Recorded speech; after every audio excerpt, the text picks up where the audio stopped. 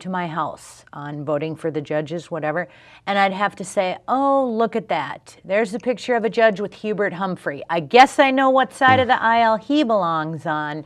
And now with the internet, it's a beautiful thing. You can easily find out where your candidate, where your judicial candidate, and you can also find some of the rulings that they've had. Yeah. Well, you know, that was one of the arguments actually in the White case that we referenced, that Mr. Wurzel and others brought, is that the argument was, well, you know, it's not really so much of a disadvantage or whatever because you don't know what the incumbent judges, where they're at. Well, if you go through the work of reading all their decisions, you can tell where they're at. I think we can get an idea where Judge Bolton is at, who just ruled the Arizona law, you know, unconstitutional, or the parts that really matter to the people in Arizona. I got a good idea where he's coming from. Yeah, so, you know, it does matter. And basically, if we want freedom in this country, you know, our forefathers have told us, you know, freedom isn't free, it's really true.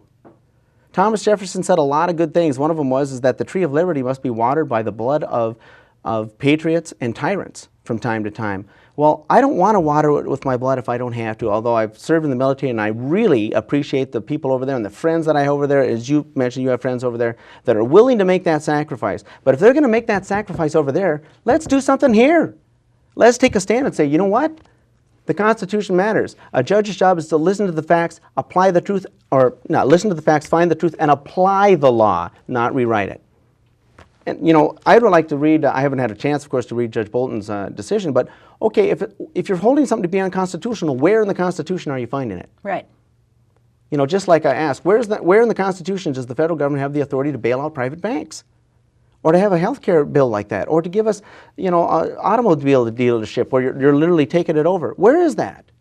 If you read the Federalist Papers and you read the argument that was going on between patriots, people who loved this country, like Alexander Hamilton and John Jay and Madison and so many others, you'll know that the tension was, we want a central government that's powerful enough to be effective.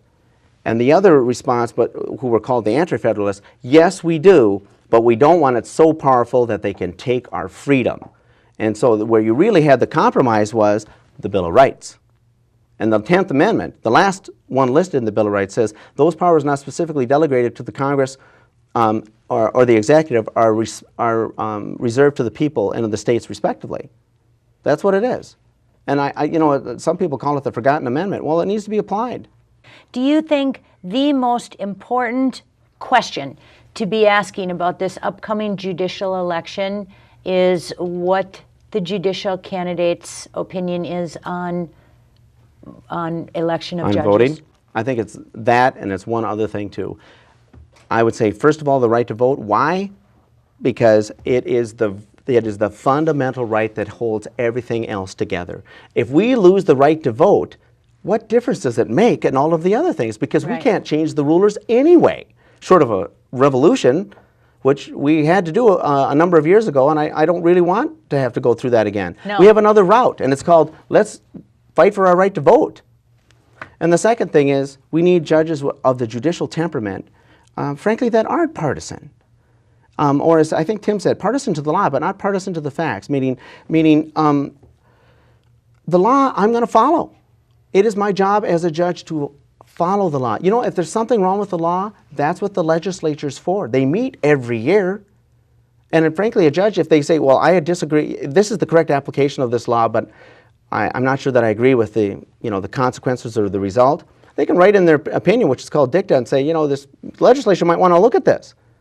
They meet. The next time they go, gosh, you know, I didn't realize it would have this impact that we weren't thinking of. Well, let's change it. They can change it. And guess who can influence the legislature directly so it can get changed?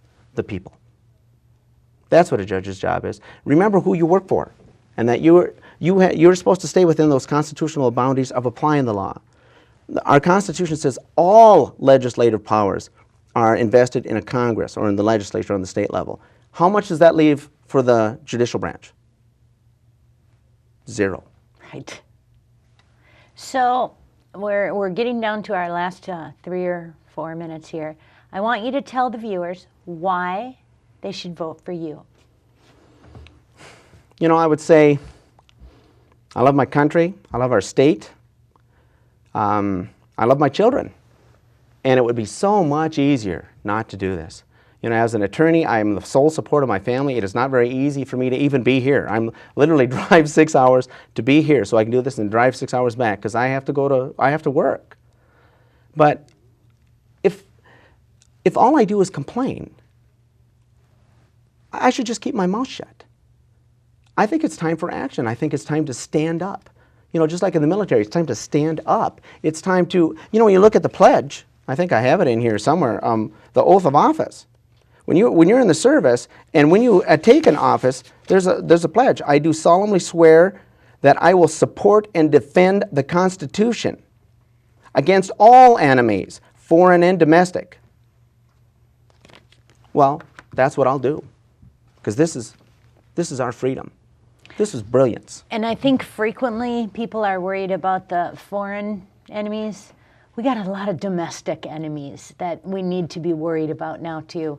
And it's becoming even more important. Not only do we take a better look at who we're electing into office, but even more so who we're electing into judicial offices. That's right. And we cannot give up that right to vote. You know, a common objection that or not objection, but a comment, I guess you would say, is, well, I don't really know who to vote for judge, and so I'll just skip over that. You know, far too many people just ignore that most important branch. Well, part of my response is this. First of all, you have the ability to now. Go on the internet. Right. Check it out. Call me. I'll talk to you. I'm not afraid. And the other thing is this. Even if you don't know who to choose the first time around, the right to the vote gives you the ability to correct a mistake. Because once the person gets in, you're like, oh my gosh, I didn't realize where this person's philosophy is. That they think this is, basically put it like this. The problem, I think, with too many judges now is they think they're above the Constitution, they are above the people, and therefore they are above public elections. And that is not what I believe. And where would people go to get more information on you? GriffithforJudge.com. GriffithforJudge.com. I cannot even imagine the challenge of having to travel all the way from International Falls down to here. So it makes the internet a beautiful thing. You'd be happy to answer questions. You'd be happy to come out and speak to groups. You'd be there. It's very easy to get in contact with you so that we can make sure we get you elected come November. We could make history. We'd be making history. Repeat that part again. We'd be making history. If I were chosen and elected by the people of Minnesota, I would be the first person in our entire history that was ever put on the Court of Appeals by the people, instead of being appointed by one person, the governor. First time. Dan Griffith, great interview. Appreciate it, and best of luck. Thank you very much.